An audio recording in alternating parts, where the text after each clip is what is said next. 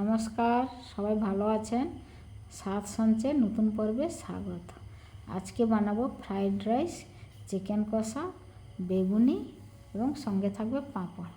তো চিকেনের জন্য পেঁয়াজ, কাঁচা লঙ্কা, আদা, রসুন সব মশলা করে নিয়েছি। আর ফ্রাইড রাইসের জন্য রাইস সিদ্ধ করে থালায় মিলিয়ে দিয়েছি এবং সবজিগুলো সব ভেজে নিয়েছি। বিনস, গাজর, ক্যাপসিকাম, কাজু, কিশমিশ। এবার কড়াই গ্যাসে বসিয়ে দিয়েছি, ঘিও দিয়ে দিয়েছি।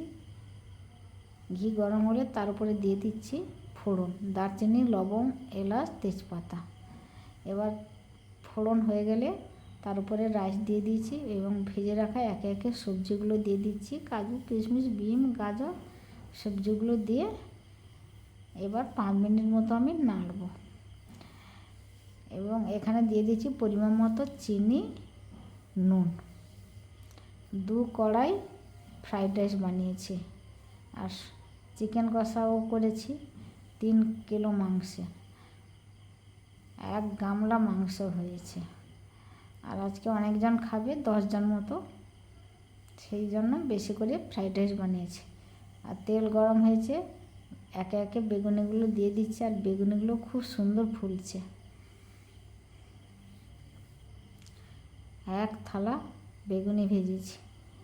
এবার লাস্টে ভেজে নিচ্ছি পাঁপড়। সবাই ভালো থাকবেন, সুস্থ থাকবেন। ব্লগটা আমি এখানেই শেষ